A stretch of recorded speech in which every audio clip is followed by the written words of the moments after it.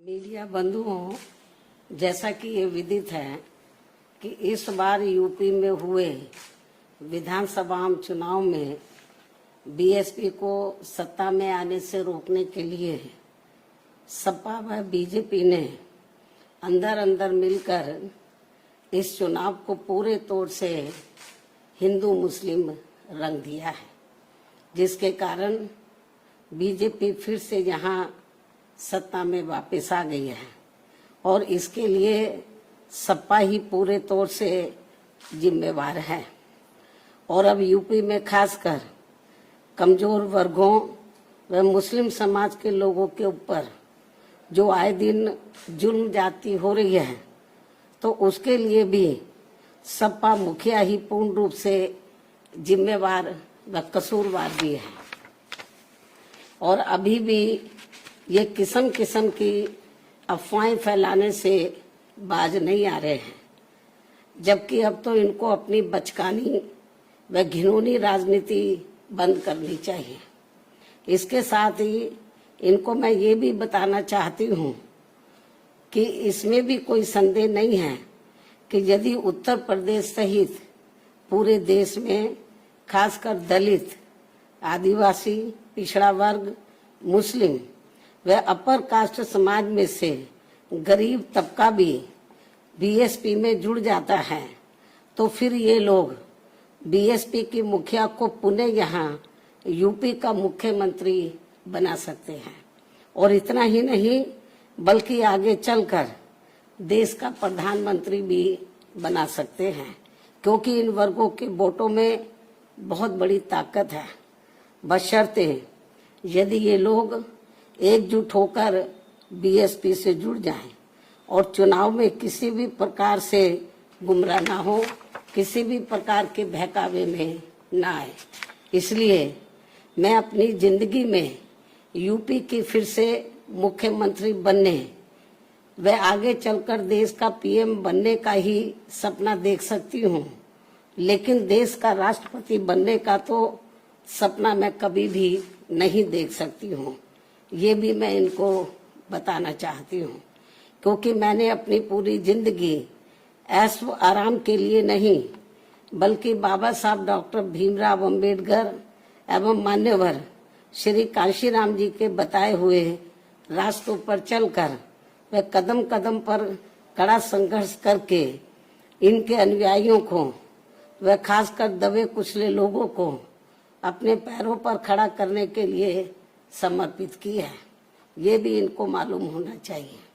इसके अलावा ये बात भी सर्वविदित है कि ये कार्य दबे कुचले लोगों को अपने पैरों पर खड़ा करने का ये कार्य मैं देश का राष्ट्रपति बनकर नहीं बल्कि उत्तर प्रदेश का सीएम व देश का पीएम बनकर ही कर सकती हूँ। इसलिए सपा के लोग अपने राजनीतिक स्वार्थ में मुझे जबरदस्ती राष्ट्रपति बनाने का जो सपना देख रहे हैं, तो उसे इनको भूल जाना चाहिए, कोई फायदा नहीं। जबकि इस मामले में हकीकत यह है कि सपा वाले मुझे देश का राष्ट्रपति बनाने का सपना इसलिए देखते रहते हैं ताकि उनके लिए यूपी का सीएम बनने का रास्ता साफ हो जाए, जो ये कदापि संभव नहीं हो सकता है।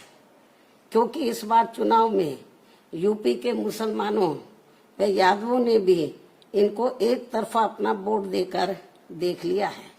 इनका कई पार्टियों से किया गया गठबंधन भी इन्होंने देख लिया है, लेकिन इसके बावजूद भी सपा अपनी सरकार बनाने में कामयाब नहीं हो सकी है।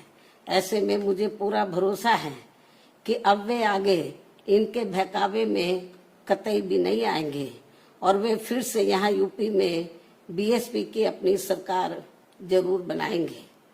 वैसे भी अब सपा मुखिया को ये एहसास हो चुका है कि आगे किसी भी चुनाव में अब ये लोग इस पार्टी के बहकावे में कतई भी नहीं आएंगे और ऐसे में अब ना ही आगे सपा कभी भी यहाँ सत्ता में आसीन हो सकती है। इसलिए अब वो विदेश भागने के भी फिराक में है, जहाँ उसने पहले से ही अपना काफी बंदोबस्त कर लिया है। ये भी इनके बारे में प्रदेश में काफी जोरों में आम चर्चा है। इसके साथ साथ यहाँ मैं ये भी बताना चाहती हूँ कि यूपी में बीएसपी की सरकार में दलित, आदिवासी व पिछड़े वर्गों में जन्मे हमारे महान संतों, गुरुओं व महापुरुषों आदि के आदर सम्मान में जो स्मारक व पार्क आदि बनाए गए थे, तो उनके रख रखाव को लेकर सपा सरकार में तो बहुत ज्यादा और अब भाजपा सरकार में भी काफी ज्यादा उपेक्षा हो रही है, जिसकी वजह से अब आए दिन सभी स्थलों की हालत काफी ज्यादा खराब हो चुकी है। और इस मामले में फिर से मैं वर्तमान भाजपा सरकार का ध्यान आकर्षित कराने के लिए और इस मामले में फिर से मैं रिपीट कर रही हूँ, बहुत इम्पोर्टेंट है क्योंकि मीडिया बहुत गलत तरीके से इसको हाईलाइट कर रहा था। और इस मामले में फिर से वर्तमान भाजपा सरकार का, क्योंकि सरकार का ध्यान आकर्षित कराने के लिए आज मेरी चिट्ठी को लेकर बीएसपी का एक प्रतिनिधि मंडल अर्थात श्री एस.सी. मिश्रा, राज्यसभा सांसद व राष्ट्रीय महासचिव बसपा एवं श्री उमा शंकर सिंह, बीएसपी विधान मंडल दल के नेता आदि यूपी के मुख्यमंत्री योगी जी से मिले हैं।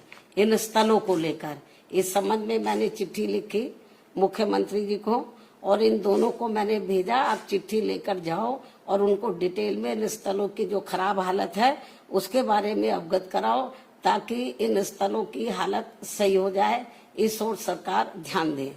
मैं उनसे यही उम्मीद करती हूँ कि वे इस मामले में अब जरूर उचित व ठोस कदम उठाएंगे।